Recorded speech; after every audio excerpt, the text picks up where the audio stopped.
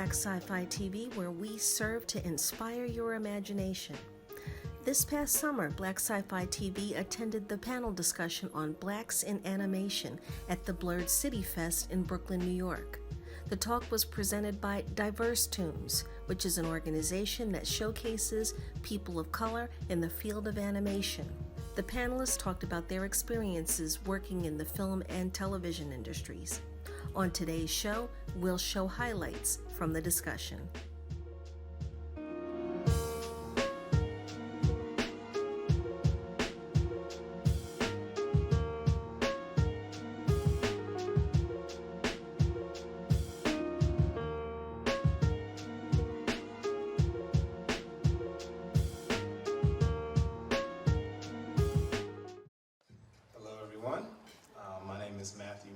I currently work at Blue Sky Studios with some of these guys here. I'll try to give you my story. I basically went to undergrad for computer science. Wanted to program video games. Was a big game nerd and everything, and so I managed to go 3.5 years through college before I even considered like computer art or anything like that. And the way it happened was interesting. I went and met the chair of the graphics department at my college. Went into his office hours. I was like, you don't know me, but I'm going to be an awesome video game programmer one day. And I know you're the graphics guy. I want to, meet you and pick your brain, ask you for some advice on like some things I can be doing in addition to my schoolwork in order to get that leg up. And he was like, awesome, this undergrad kid is here. We're doing this summer program with the PhD students that I'm working with, and we need somebody to do some of the grunt work for free. And he was like, if you're interested, you can work alongside of these guys. We need somebody to learn this software program called Maya so that they could build characters that these PhD students would drive with their like complicated doctoral program, coding or whatever, stuff that's next level. Basically, they're writing coding that's going to do facial recognition stuff through webcam, stuff that now we probably take for granted. But like that was back in like 2001. You know what I mean? And so back then, that's what they were working on. So I was like, okay, cool. I'll check out this thing, Maya. I started messing around, going through tutorials, learning this thing, and then I was like, uh-oh, I like this more than anything else, you know what I mean? And so I had to do a pivot, and so I basically determined that I wanted to do graphics, like computer art, for video games. Instead of coding the games, I wanted to be a game artist. And for those of you who aren't familiar, that software, Maya, is the animation software I animate on at Blue Sky to this day.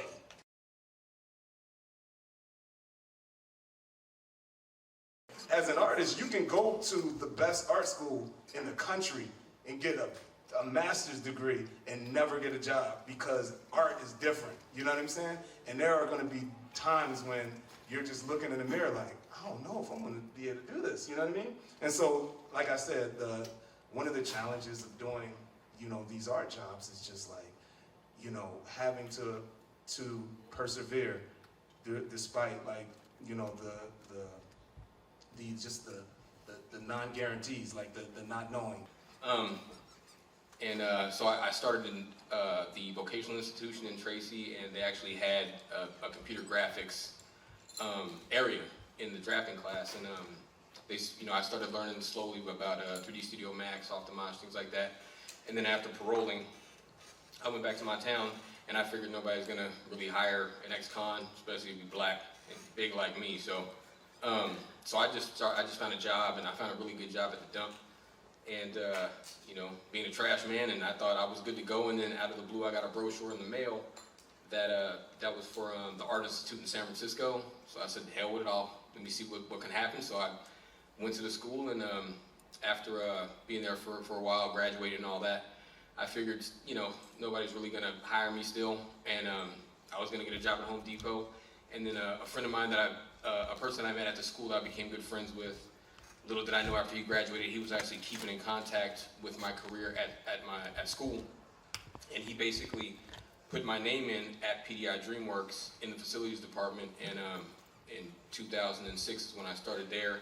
Basically, he called me about the blue and said, hey, I got you, you got to meet this person at PDI, he's in facilities, you come and start in facilities, and you work your way up. And so 2006 I started there, and then it took me about 4.5 years to become a professional modeler. I went from facilities clerk to PA to coordinator, back down to facilities dispatcher, back up to PA and modeling at the same time, and then finally I got a contract, an actual modeling contract on Madagascar 3. One challenge. I think going with what Matt said, but putting a strange twist on it. He was saying that, working hours on something and it getting shot down kind of hurts your confidence. Growing up how I grew up, I'm used to that. I'm used to getting shot down and just having to get back up and keep going. So to me, that part is manageable. It's when somebody says your work is amazing and then they expect you to deliver it again. So now there's this pressure to impress them again and excite them again. And for a person like me who practices self-deprecation, not that I want to, but that's just that's a cross that I bear, and I think a lot of us do, given that we grew up in a country that teaches us that we're not good enough, teaches us that we'll never rise to the occasion. So I think for me that challenge of when I do get a big compliment and they say great work, this is amazing, and then being able to absorb that and then just get back in the seat and start crunching and doing the work again.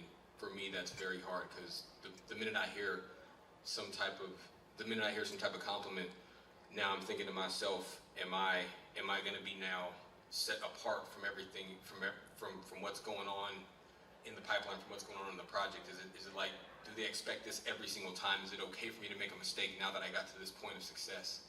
And having that on my shoulders while trying to still work, that's a challenge that kind of happens for me. Really, it happens every time I go into work. I have to deal with that every day, and I've been dealing with that every day since I became a professional artist. So that's one of my biggest challenges, and I'm still dealing with it right now, sitting up here.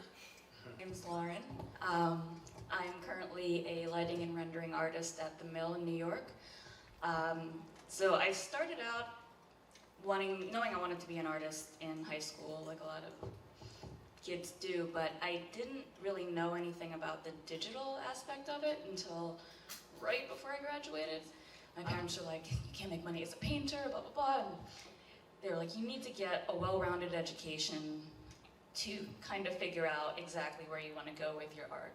So it's like, okay, so I'll go to school and try to find somewhere where I can learn my art, but also get a well-rounded view of other things that I might end up wanting to do.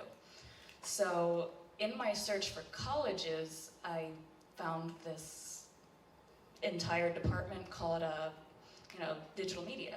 And I was like, what's digital media? So I start looking through their reels, and I'm like, oh my gosh, I had no idea that you could, be in the 3D industry as many times as I've seen, Toy Story and everything else. I didn't know that it was something that I could do. So from that point on, I started applying to colleges to learn digital media. And I ended up getting into Drexel University in Philadelphia. I do not remember the year, which is ridiculous. But yeah, so there I started learning animation, I started learning modeling, started learning lighting around my second year. So the first year was like physics and math and stuff that actually ended up helping me later on, but I was resistant to it because math makes my brain hurt. But it ended up being useful. And then I kind of thought I had found my niche as being a modeler. I thought that's what I wanted to do. And I was like, okay, so I'm gonna go to Pixar. Because in my mind, that stuck out as the one place that I could take this. But then talking to my dad and, talking to my professors, they're like, you gotta open your mind. You can go so many other places. You can go work at NASA. There's a billion things you can do with this ability. And I just started looking everywhere for somewhere to work. And it wasn't until I saw the reel for the Mill that I realized that I wanted to work in commercial. Because, you can do something different every week, right? So I knew I'd never get bored. So after that point, I graduated. There wasn't a lot of places that were hiring kids that were fresh out of college. So I ended up going back home to Pennsylvania and working at restaurants, working at flower shops, still throwing out applications, hoping something would stick. And it wasn't until my roommate got a job at a little startup company out, I guess in a more rural part of Pennsylvania, that I actually got my first chance to be an animator and a modeler. And so I started doing that a little bit and, grinding away, staying late hours, and really it was calling back to my years that I spent in college and the late nights that I would spend there. So after that, my sister actually told me that she had gotten a job interview as a runner at the mill. And I was like, how did you get that? I've been trying to work there since I graduated from college, and this is like 2 years after I graduated. And so she hooked me up with an interview, and I got a job as a runner too. And so I was making coffees, making lattes, serving lunch to the clients at the mill. And after a couple months, after I had been working there, cleaning up and helping out with the client services, they gave me the opportunity to start training as an artist and learning the ways of the artists at the mill, basically. So everybody was super helpful and willing to train me, and eventually, after maybe a year or so of being a runner, I got that offer that changed my entire life, and they were like, do you want to actually work here full time? And it's been 6 years, and I wouldn't look back. So over the past 6 years, I've gone from wanting to be a modeler to finding my place in texturing, and then lighting, and then rendering, and then I think I finally found something that I'm happy to settle on. And it's just been kind of a really amazing journey, and I just want people that have been in the same position that we've been in to see that it's possible, and you don't really have to know exactly what you want to do, because a lot of times it finds you. So that's me. Hi guys, I'm Brianna. I'm Brianna Shields. I'm currently an assistant, a cutting assistant and editor at a place called Carousel. It's a boutique post house in Flatiron. And my journey starts right around college, where I wasn't sure what I wanted to do, but I wanted to work in film. So I tried a lot of different things before ending up where I am today. So I got into a place called Hofstra University. I applied to several schools, but I didn't have a reel out of college, or out of high school, I'm sorry. And that was really upsetting for me, because I applied to NYU Tisch, I applied to Drexel where my sister went, and a lot of places wanted you to have a film reel right out of college, right out of high school, and I'm like, what's a reel? I had no idea. There were no programs that let me have that at my school. There weren't a lot of digital arts, that sort of thing there. We had ceramics, we had painting, but I didn't know how to make a reel. I didn't know what a reel was. So I applied with what I had. I wrote an entry letter and described myself as best I could and my passion for arts. And the one place out of the 4 I applied accepted me, and that was Hofstra. And they had a film program there, which was really great because it was so broad, and I tried everything. I tried art department, I tried being behind the camera, cinematography, I tried lighting, I tried pretty much everything in the film industry that you can think of. And I didn't know what I wanted to do right out of college, so after graduating, I was home for a little bit, worked in some restaurants, and I worked at a movie theater for 4 years, and that was fun because I got to be around my passion, so. I did that, and then the first gig I saw, I was on, it was in Philadelphia. It was on some Philly film website, and it was, they needed an art department coordinator for a feature film that was shooting, and it had, some actors' names I heard of, and I was like, this is so cool, like, I have to do this. And so my very first industry job was doing art department coordinating, and I was like, this is great, I love being on set, but then I was sort of steered away from it because it took a really long time from going to a PA, an art PA, to a coordinator, and it just was like long hours, and I wasn't happy doing it. I wasn't happy being on set all the time. So editing was my other passion, and but until I jumped into editing, I got a call soon after my art department debut to be a runner at the mill, like my sister was saying. And I was like, cool, like I don't know anything about being a flame artist or being a nuke artist or anything, but I can learn. So I took the runner gig, did a lot of dishes, a lot of cleaning up after people, and made a lot of really good friends. They're my friends today still, and this was 6 years ago. And finally I got hired full-time there as well, but in production as a scheduler. So it's a company of about 150, 200 people, and so I was working with 6 other people to schedule artists on jobs, work with producers, and do a lot of coordinating. And long story short, that just was not for me after a year. So that's yet another thing I tried, and I was like, no, still right industry, but not right position. So ultimately, it didn't work out for me, and I ended up freelancing. And I was like, well, editing is like, something I really love to do, and I just do it for fun. So let me try and make a living off of this. So I started just putting my resume everywhere, walking door to door in New York and Soho, where a lot of the post houses are concentrated. I just walked my resume around everywhere, and it had just everything I'd done that was remotely close to being an editor. And so I didn't hear back from most of them, but there were a couple places, and one of them was a place called Jump, and I will call it editing boot camp. It was very intense, very long hours, very hardcore, no mistakes allowed. And it was really intense, but I'm so thankful for the experience and that they cared enough to take the time and teach me what I know today. And so I freelanced there for a while, got hired full-time, and then moved on to a place called Carousel, where I'm at now.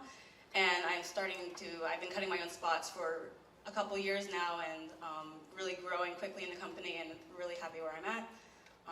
So you might not know what you want to do right away, but I just tried a bunch of different things. You don't have to be a pro right away, but just figure out what makes you happy and go for it. Like a lot of it, every day is a challenge. Like as an editor, you're going to work for maybe a week on a cut, and you're like really happy with it, really proud of it, and you send it to the client, and they're just like, no, this isn't what my vision was. No, take this out, and you're like, but, and no, you just have to make the client happy, but also stick to your personal style and don't lose yourself in the work, but still also do what the client wants. So that's a tricky balance to have as an artist, because I don't want to just be a button presser.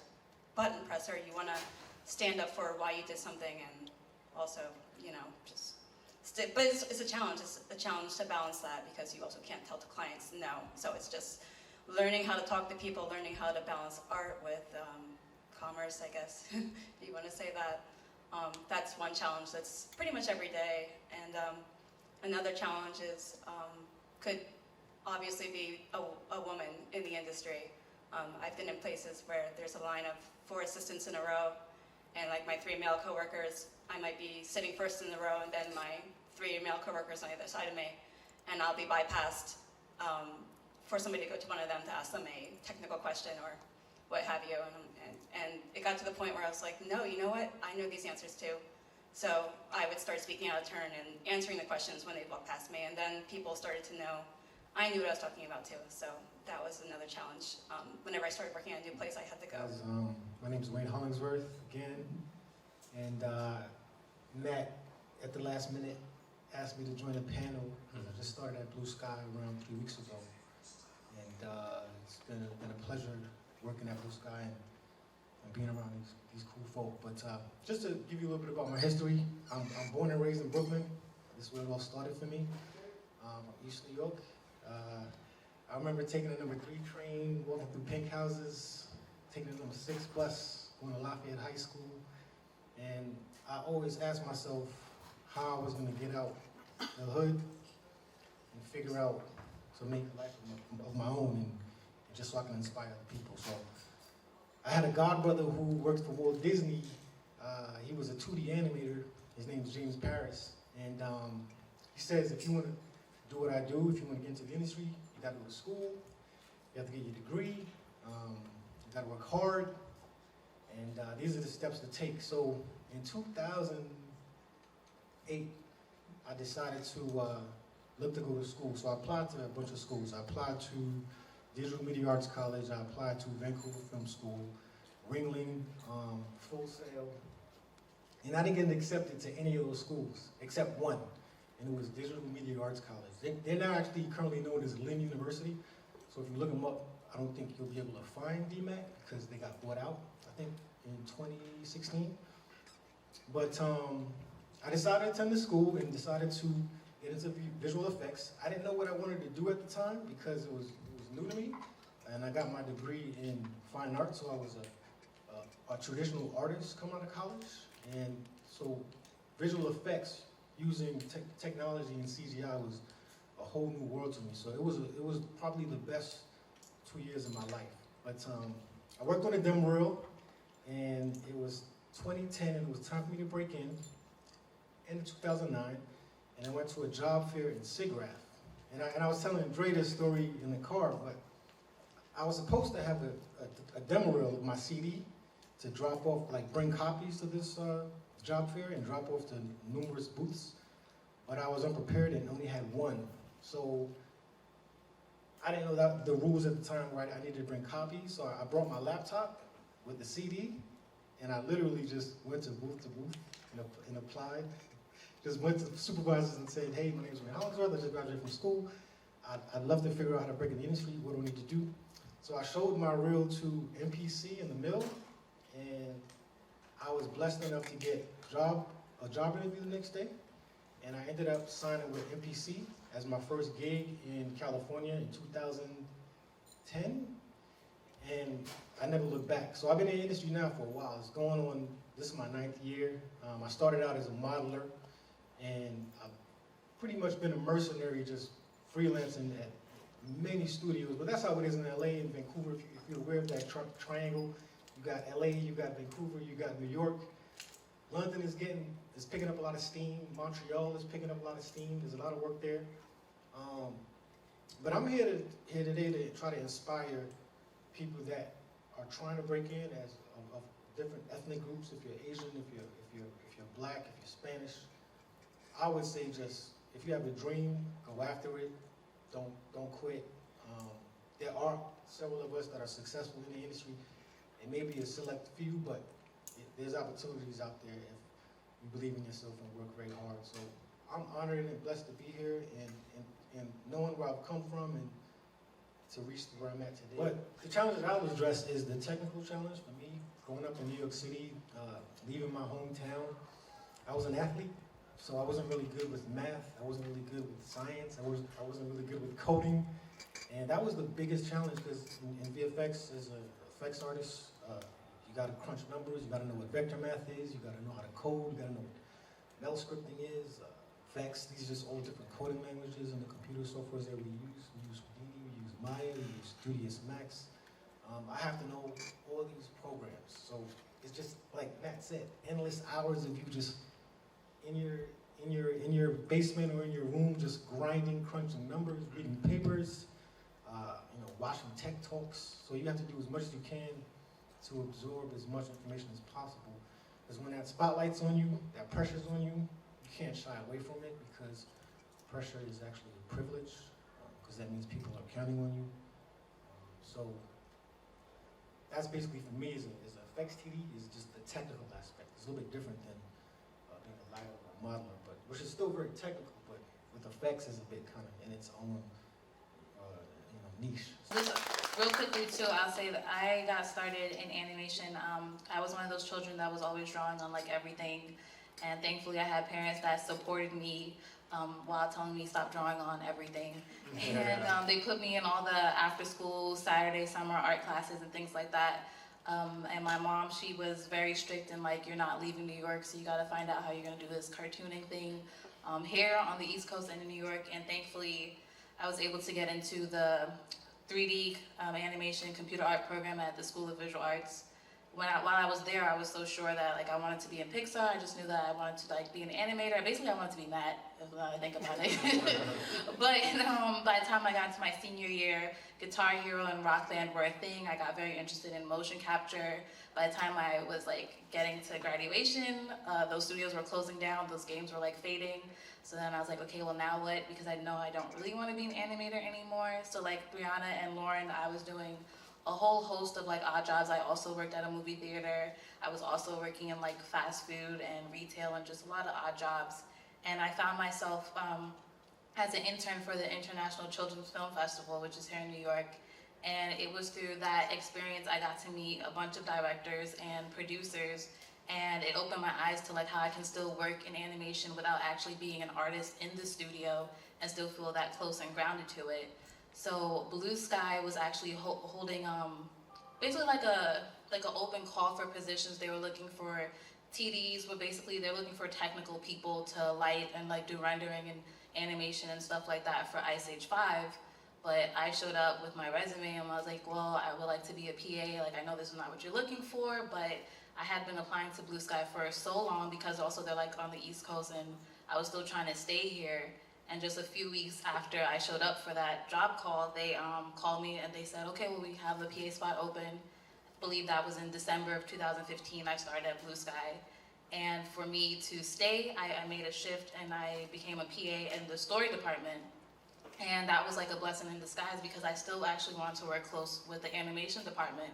But by working in story, I learned that it was actually more in an alignment with what I wanted to do with produce and direct, because that's the department that they start generating the storyboards, the actual first images of the film from the script.